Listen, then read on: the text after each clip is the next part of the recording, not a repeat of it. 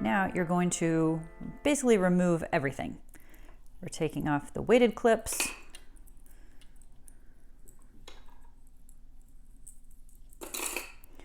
We're taking off the heel forks.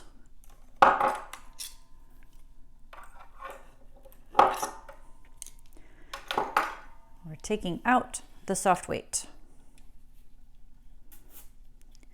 Then you're going to take all the scrap pieces and put them out right between the raised and the lowered needles. Same thing on the other side. Take the little ends, put them out. Now we're going to hang the bars, and the first test is to see whether it looks like your sock is going to be able, the toe is going to be able to stretch all the way across the cylinder. Mine is going to be able to, no problem.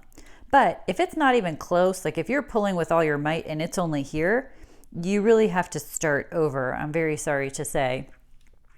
You could go to a smaller cylinder with looser tension and you might have more luck. The other thing you could try first is removing, disengaging the heel spring. Then you just have to remember to pull out the slack with your hand though, but that's another way to help make it looser if you're having trouble. So we're going to put down all of these needles. Make sure your latches are open, so don't push them too low. You can see they kind of click into place. And now we need to hang the bars, and the bars that we're looking for are the pieces of sock yarn in between the two rows of ravel cord. So I don't know if you can see this, that between the two rows of ravel cord, there's one row of your sock yarn color, and then there's one row of your waist yarn color.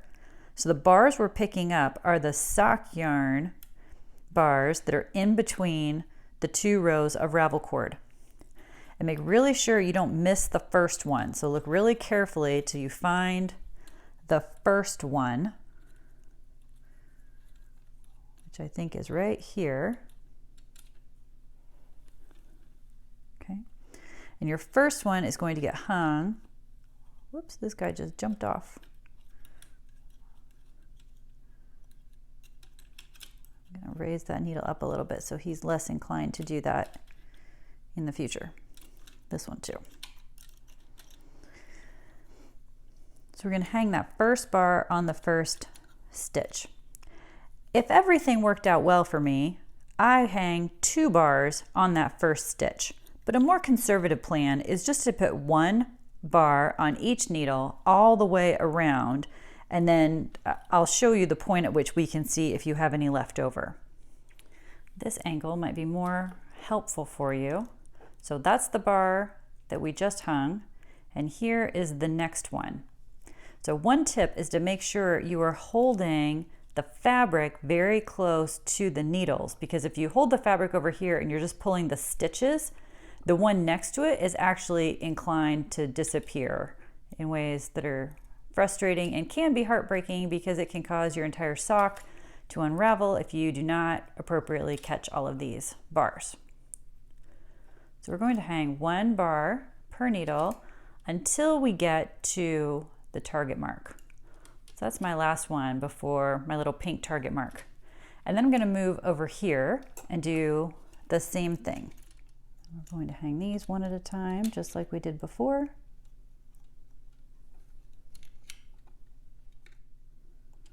Again, we're going all the way over until the last one before the target mark. And now we're going to count. We should have 10 needles left, and we're going to count if we have 10 stitches left. 1, 2, 3, 4, 5, 6, 7, 8, 9, 10, 11. So now I will take 1 more on either side and hang it. So I put 2 on that one right there, and then there'll be 1 on each one the rest of the way across. Now that all of the bars have been hung, Our goal is to remove the ravel cords, and I'm actually going to use this pick tool to remove them from the first couple of stitches, just to make sure nothing's caught.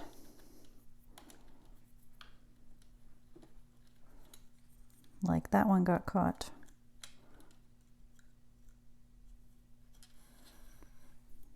There we go. Okay, and then you can take the longer one, wrap it around your hand, kind of apply counter pressure to the needles and just pull. See, it just pulls all the way out, no problem. The bottom one is less inclined to pull out as easily without creating problems. So I actually just use my loom tool. It's very easy to pull each needle forward and remove that bottom one.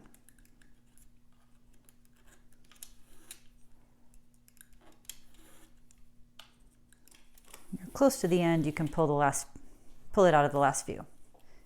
Now you can pull the setup bonnet from the bottom of the machine because it was attached with the ravel cord, and we don't need that anymore. I'm just going to hold this tail yarn for a moment. I'm going to put my soft weight back on. If your tension is really tight, you actually might want your heavy weight just for this first row. I'm going to crank really carefully, watch every stitch, watch every needle that the latch stays open. You can push down. You can push down on the soft weight if you need to give it a little bit more pressure. When this tail yarn gets to the break in the yarn feeder, I'm going to thread it through and under the bar and then just let it knit into the next several stitches.